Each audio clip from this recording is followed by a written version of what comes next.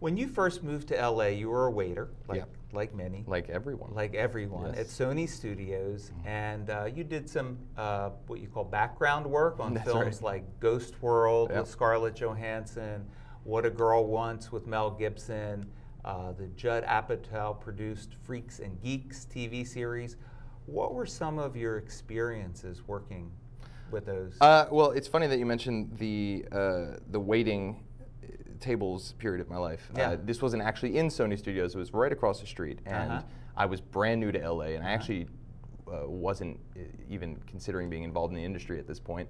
And I had some very high-level people that would come in for lunch, and they're all in suits, and they're all very intimidating. But I have this kind of naivete where I'm not fully aware of how you're supposed to react to these people when they come in and stuff, that there's a kind of a social moire that you're not supposed to interrupt them while they're talking, which is something that I did at one point when I overheard a group of them, and they were saying that they wanted to adapt a comic book.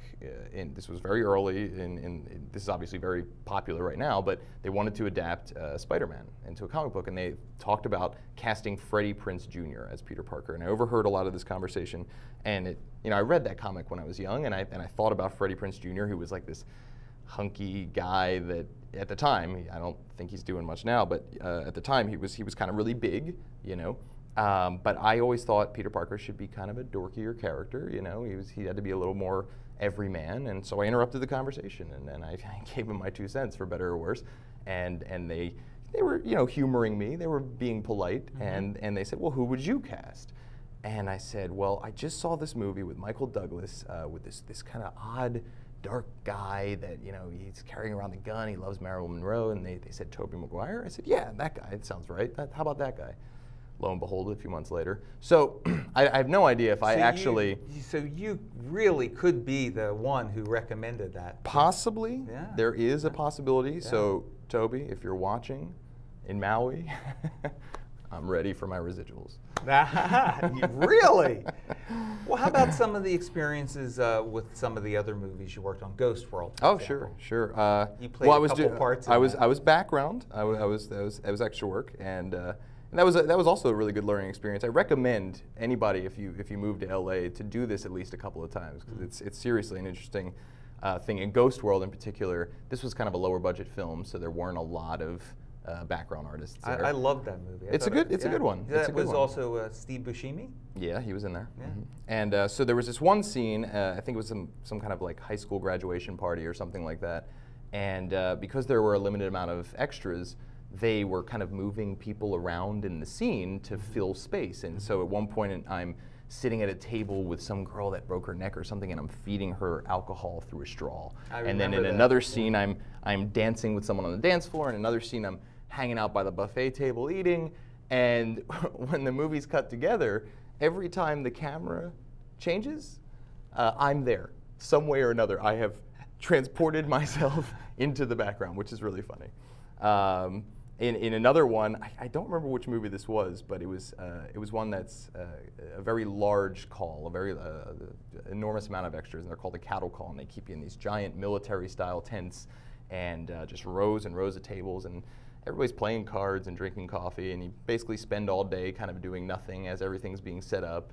And what I now know is probably a second AD comes in with a bullhorn, and he announces that they're getting ready to take the shot, and he said, I need all of the good-looking people to stand up. And this is Hollywood. This is Hollywood, Right. So in some way or another, everyone at least thinks that they're part of the good-looking people, so just about everyone in there stands up, and he's walking through with the bullhorn saying, okay, no, oh yeah, you can go. So it's kind of like a humiliating moment in a lot of ways. God. And that happens too. Hey. But it's still fun. And you get to be there during the filmings of these gigantic movies and see how that's done, which is really cool. Absolutely. And you asked me a while back what I'd been working on since AFI, and this is another kind of funny LA story, but me and a couple of friends from AFI we got very lucky, and we had this TV series that we developed amongst each other, and one of our professors at AFI, Stan Brooks, he just won an Emmy last year for Broken Trail, a TV series that he did, and he liked our TV series idea. He kind of took us under his wing. He really developed and worked on it with us to get us to just the right place to pitch. He got us an agent at a very good agency and took us around town to pitch this script. And one of the places we were pitching was at NBC Universal. It was on the 14th floor of this big building. And we're all in this conference room. And just as we're about to start our pitch, we get an earthquake. This was last July, and it was a pretty big one, 5 something. And when you're on the 14th floor, the whole building is shaking like this, and we're trying to be, keep the humor up because we are selling a TV show here, but the person we're pitching to is visibly shaken, well, visibly nervous and visibly shaken, right? Right. No pun intended. And but right before the earthquake started, the assistant came in and asked us if we wanted some waters, and during the earthquake returned to deliver our waters. I don't know. Maybe this is a very strict organization and she would have gotten in trouble otherwise, but I mean, the earth is literally shaking and she's, delicate balancing act with these bottles of water, trying to sit them down in front of us and just wobbling across the room and left. And I'm hoping that she got a raise after that day. And then it ended, and then we continued our pitch. Needless to say, they did not buy our show. So again, Dave is having the film The Windfisherman at the Maui Film Festival this year. It's possibly going to be shown the first day, #1 film. That's not for sure yet, but it could be out on the golf course. Talk a little bit more about the film. Just describe it a little. Besides, we know it's fantasy, but what's the theme? It's a good theme. Yeah. Well, it's a very family-friendly film. And it's short. And it's short. It's 11 minutes long, so right. We're not gonna. If you don't like it, it'll right. be done very quickly. Right. And if you do, then maybe you'll want more. And if there's a wealthy person out there that wants to fund a feature version of this, then my number will be at the bottom of the screen at the end of the show. Yeah, we'll put it in the credits. We'll at put the it end, in, yeah, exactly. Or a website or something. Sure. Yeah. But it's a very simple story. It's just about a guy who was born into a way of life. Like a lot of people around the world can relate with. And he is what's called the town's wind fisherman. He lives in Gust Town, the windiest town on earth, and so people's belongings are always blowing away in the wind. And he is born with this skill to go around and retrieve everything. His dad did it. His dad's dad did it, and now he's up, but he's kind of having a crisis because he's not sure if this is what he wants. And so he says goodbye to Mom and all of his friends, and he heads to Stillsville to try the other way of life, but he soon learns that he's kind of a fish out of water over there. He really doesn't fit in, and he soon learns that there's no place like home. So, have you decided? Still thinking.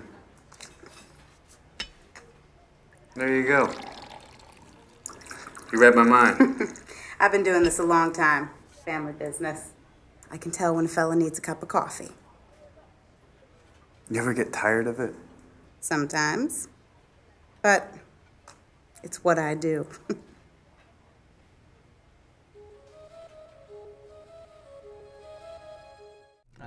Yeah, just so it's a sweet, simple film, but it's a lot of fun, and we've got a lot of action in there as he's running around catching all the flying debris, and that's cool. Yeah.